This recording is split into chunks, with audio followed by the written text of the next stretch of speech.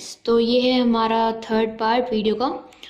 तो इसमें आज हम करेंगे next question, prove that √3 is irrational. तो अगर आपने फर्स्ट और सेकंड पार्ट नहीं देखा है तो आप मेरे चैनल में जाके देख सकते हैं। और ये आज हम करने वाले हैं। तो √3 को हमें इरेशनल प्रूव करना है, यानी √3 P/Q की फॉर्म में ना आ पाए। तो अब हमें क्या करना पड़ेगा, हमें पहले एज्यूम करना पड़ेगा कि √3 रैशनल है। तो एज्यूमिंग √3 एज रैशनल। तो अब हमें दिखाना पड़ेगा कि √3 अब A/B या P/Q की फॉर्म में आ सकता है, क्योंकि रैशनल नंबर हमेशा फ्रैक्शन में आ सकते हैं। तो अब हमने एज्यूम किया है तो ये भी आ सकता है। तो अब हमें करना पड़ेगा स्क्वायरिंग बोथ साइड।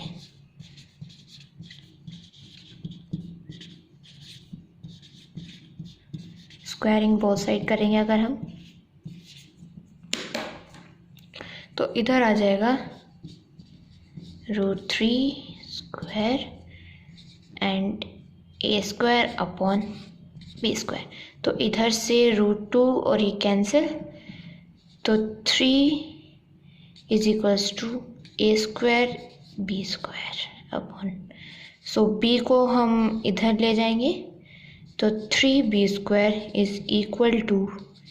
A²। तो अगर हम इसको और आगे सॉल्व करेंगे तो इधर हो जाएगा /3। तो इट मीन्स A हमारा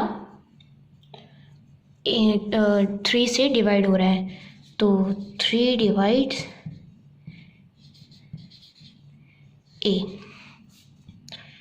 तो हमें पता है कि 3 हमारा प्राइम नंबर है, तो 3 इज़ अ प्राइम नंबर। तो ये हम राइट कर लेंगे, क्योंकि हमें सिचुएशन राइट करनी चाहिए। तो इससे हमारे पास हमारा 3C आ जाएगा, क्योंकि 3 एक प्राइम नंबर है और ये A को डिवाइड कर रहा है। तो इधर हम A = 3C कर देंगे, क्योंकि इधर एक प्राइम नंबर है और 3 फिर भी A को डिवाइड कर पाएगा, और जो रिमाइंडर आ जाएगा वो यहाँ पे आ जाएगा। तो इसको हम ब्रैकेट में लिख लेंगे। तो ये जो हमारी ऊपर इक्वेशन बनी थी, ये हमारी इक्वेशन नंबर 1 थी। तो इसके बाद हमें A को इक्वेशन नंबर 1 में पुट करना है। Putting A in equation number 1। तो इक्वेशन नंबर 1 हमारी 3B² = A² है। तो इधर हम लिख लेंगे 3B² = A², and then A को अगर हम इसमें पुट कर देंगे तो ये आ जाएगा हमारा 3C²। तो 3B² = 9C²। अब 9C² अगर हमारा इधर आ जाएगा तो अब हम इसको कट भी कर सकते हैं ऐसे, B² = 9C²/3। तो ये इसको 3 से कट कर देगा, तो B = 3C²। अब इधर आप नोटिस करें तो ये इसको कट कर रहा है। देखिए, इसको अगर हम और सॉल्व करें तो इधर आ जाएगा हमारा B² था इधर हमारा, तो B² / 3 = C²। तो इधर हमें दिख रहा है कि 3 इसको डिवाइड कर रहा है, तो हम इधर साइड लिख लेते हैं। तो इधर हम लिख लेते हैं 3 डिवाइड्स बी स्क्वायर। सो अब हम इसको बी भी लिख सकते हैं। 3 divides B as 3 is a prime number। तो आप इधर ये लाइन भी लिख सकते हैं और अगर आप ये लिखना चाहें तो ये लिख सकते हैं। तो इसके बाद हम क्या शो करेंगे कि 3 हमारा कॉमन फैक्टर है ए और बी का, क्योंकि इधर ये बी को भी डिवाइड कर रहा है और इधर ये ए को भी डिवाइड कर रहा है। सो हम इधर राइट कर सकते हैं, सिचुएशन हम राइट कर सकते हैं 3 is a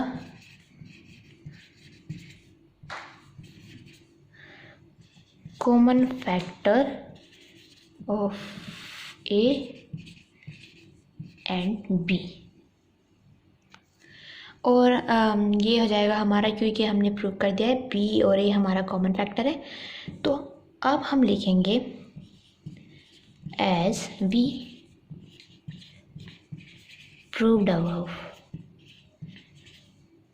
√3 is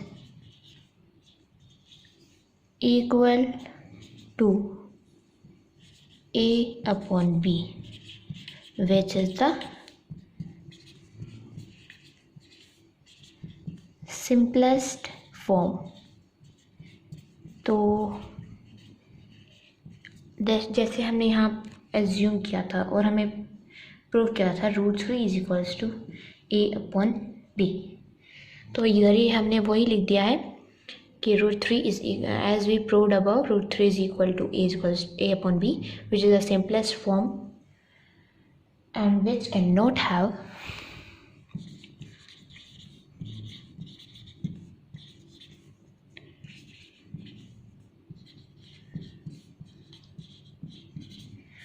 common factors।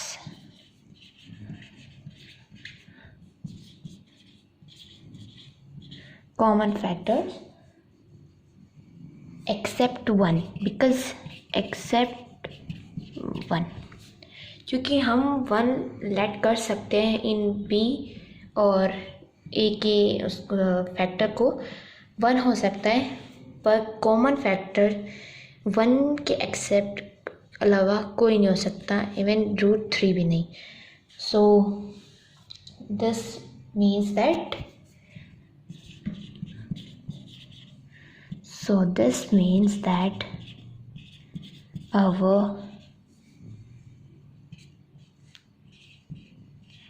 our assumption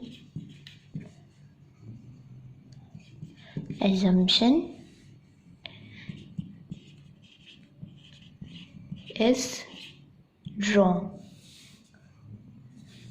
and √3 is irrational number। सो अब हमने यहाँ प्रूव कर लिया है। आपको अगर आप ये लिखना चाहें तो लिख सकते हैं, वैसे इसके मार्क्स आपको मिलेंगे बोर्ड में। 3 is the common factor of A and B. हमें ये बोलना है कि 3 हमारा कॉमन फैक्टर है ए और बी का, क्योंकि ये डिवाइड कर रहा है ए और बी दोनों को। So as we proved above कि √3 ए अपॉन बी के इक्वल है, जो सिंपलेस्ट फॉर्म है, एंड ये हो नहीं सकता कि ये 1 के अलावा कोई और इनका कॉमन फैक्टर हो, क्योंकि ये सिंपलेस्ट फॉर्म है। So this means our assumption is wrong and √3 is irrational. और इससे हमें प्रूव हो जाएगा कि √3 इज़ इर्रेशनल नंबर। सो अब हम इसी तरह के एक नेक्स्ट क्वेश्चन करेंगे। सो ये है हमारा next question, prove that bracket 7 - 3√2 is irrational. So हम ये वाला क्वेश्चन भी हमारी लास्ट मेथड की तरह सॉल्व कर लेंगे। सो पहले हम करेंगे क्या, एज्यूम। अगर आपने लास्ट क्वेश्चन अच्छे से देखा होगा तो आप ये आराम से कर लेंगे। Assuming 7/3√2 as rational number. So हम फिर से राइट कर सकते हैं इज इक्वल्स टू a/b। सो अगर हम इसको चेंज करें तो ये हो जाएगा हमारा 7 minus a/b is equals to 3√2। So अगर हम अब इस पूरे को सॉल्व करने की कोशिश करें तो अब देखिए इस 3 को हम वापस इधर लेके जाएंगे तो ये मल्टीप्लाई में है तो डिवाइड में हो जाएगा and a/b is equal to √2 क्योंकि √2 हमारा यहाँ पे रह गया है। हम इस 3 को अगर इधर लेके जाएंगे तो ये 1/3 होगा, पर ये इनके साथ ना आके बाहर होगा क्योंकि हम इसको अभी लेके आए हैं। तो अब अगर आप देख सकें तो ये जो हमारी इक्वेशन हमें दिख रही है ये हमारा LHS है। तो LHS हम अगर देखें तो ये हमें रैशनल दिख रही है, राइट, क्योंकि ये हमारी P/Q या A/B की फॉर्म में आ रही है। तो इधर हम राइट कर लेंगे LHS is equal to rational. अब इधर देखें ये है हमारा RHS, पर RHS हमारा √2 है जो हमारे P/Q की फॉर्म में नहीं आ सकता, तो हम इसे सिंपली राइट कर सकते हैं इरेशनल। सो इससे हमें पता चल जाएगा कि अगर हमारी दोनों साइड इक्वल नहीं है तो हमें सिंपली पता लग जाएगा अगर एक भी हमारा वैल्यू इरेशनल है तो हमारा पूरी वैल्यू इरेशनल आएगी। सो अवर assumption is wrong. So we have proved that it is an irrational number. So I am going to do next question. So ये है हमारा next question is 2√63 plus 5√28 upon 3√7 और rational और इरेशनल नंबर। सो हमें अब show करना है कि इरेशनल है या इरेशनल। सो हम करेंगे अब इसे, ये बहुत इजी है, आप देखो।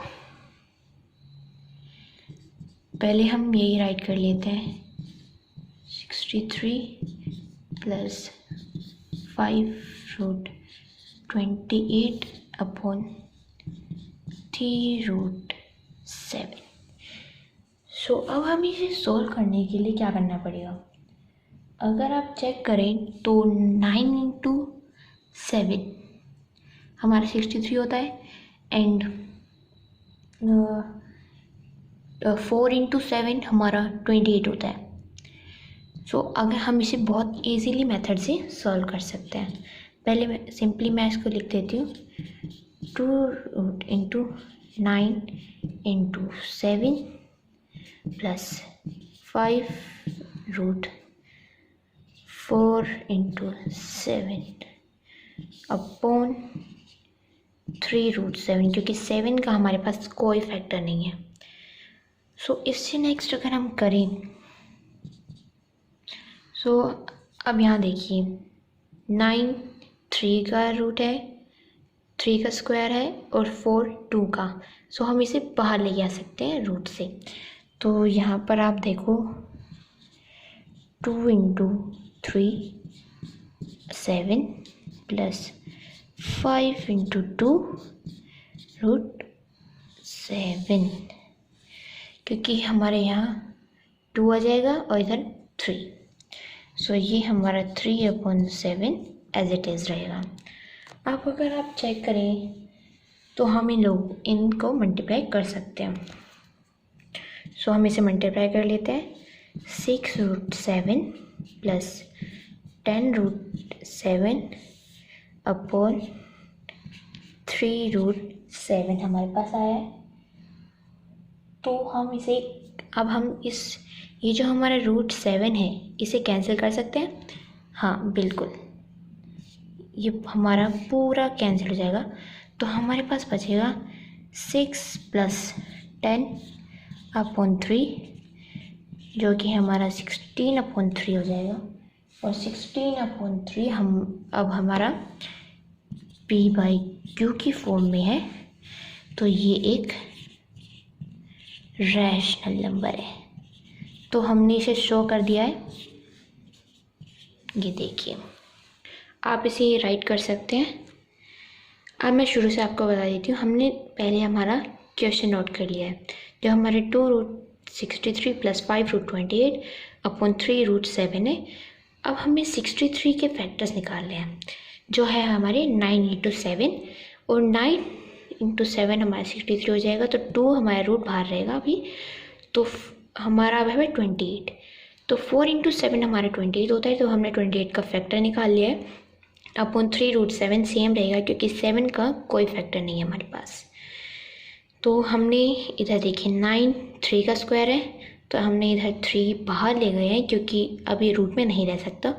ये 4 2 का स्क्वायर है, क्योंकि और इसको भी हम बाहर ले जाएंगे, क्योंकि ये भी रूट में नहीं रह सकता। 7 हमारा उधर रह गया, इधर भी 7 रह गया, तो हमारे 7 7 यहीं रहेंगे, और ये हमारा ऐसे एज इट इज़ ऐसे ही रहेगा।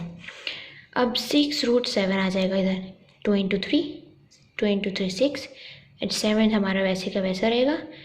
5 × 2 10 10 ×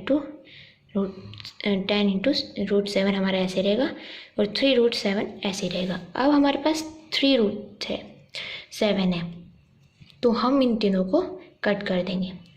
अब हमारे पास बचेगा 6 + 10/3, जो है हमारा 16/3, जो हमारा p/q की फॉर्म में आ रहा है।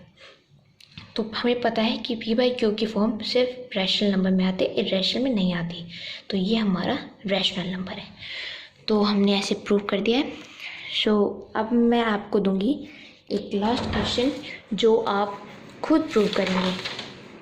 सो आप उसका आंसर मुझे कमेंट में दे दीजिएगा। सो ये है हमारा लास्ट क्वेश्चन, और ये मैं नहीं, आप लोगों को सॉल्व करना है। आप लोग खुद ट्राई कीजिएगा, और इसे मुझे कमेंट बॉक्स में आंसर दे दीजिएगा। अगर आपने सब्सक्राइब नहीं किया है मेरा चैनल, तो सब्सक्राइब कीजिए, और अगर वीडियो अच्छी लगी हो तो लाइक कीजिए।